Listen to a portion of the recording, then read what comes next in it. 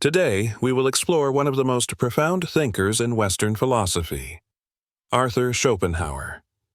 Known as the philosopher of pessimism, Schopenhauer's ideas have influenced countless artists, writers, and thinkers. But what exactly did he believe? Let's dive in. Born in 1788 in Danzig, Schopenhauer grew up in a wealthy but troubled family. His relationship with his mother was strained, and his early exposure to commerce left him disillusioned. Instead, he turned to philosophy, studying in Berlin and Jena. Today, we'll uncover how his life and the intellectual climate of 19th-century Europe shaped his groundbreaking ideas. Schopenhauer's philosophical journey was deeply influenced by Immanuel Kant's work, especially the concept of phenomena and noumena, what we can perceive versus the ultimate reality. But Schopenhauer went further, integrating ideas from Eastern traditions like Hinduism and Buddhism, which he encountered through translations of ancient texts. The 19th century was a time of great intellectual ferment in Europe. German idealism dominated the philosophical landscape, but Schopenhauer rejected its optimism, offering a more grounded and somber view of existence. At the heart of Schopenhauer's philosophy is his magnum opus, The World as Will and Representation. He argued that our perception of reality is divided into two aspects. First, representation. This is the world as we experience it through our senses and intellect. It's shaped by our mind's filters, like space, time, and causality. Then, there's the will, the underlying irrational force that drives all existence. Think of it as an endless striving, a blind force that manifests in every living thing. Schopenhauer described the human body as a direct manifestation of the will. For example, hunger isn't just a feeling, it's the will's demand for sustenance. But this will also traps us in a cycle of endless desire and suffering. He wrote, "Life is a constant process of wanting, and this wanting leads to suffering."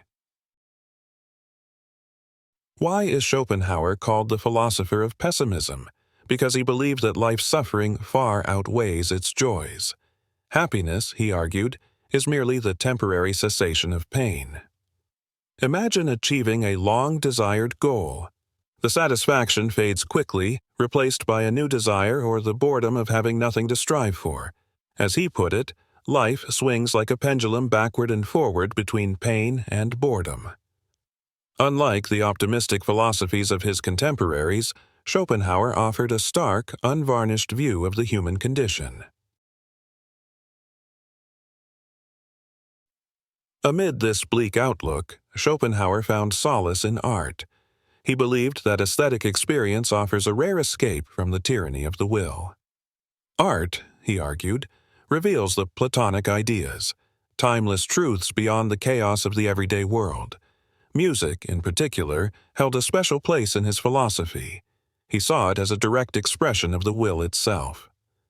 Whether it's a moving symphony or a captivating painting, art allows us to transcend our individual suffering and glimpse a deeper reality.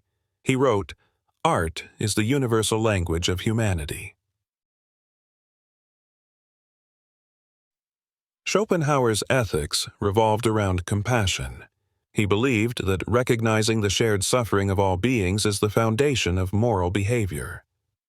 But his ultimate solution to life's suffering was even more radical, the denial of the will.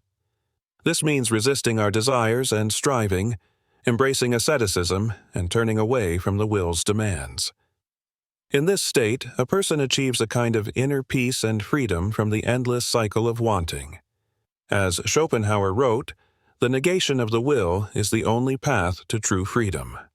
Schopenhauer's ideas deeply influenced figures like Nietzsche, Freud, and Wagner.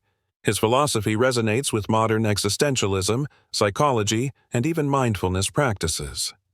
Though his worldview may seem bleak, it offers profound insights into the human condition and the pursuit of peace. Thank you for joining us. Don't forget to like, share, and subscribe for more deep dives into the minds of great thinkers.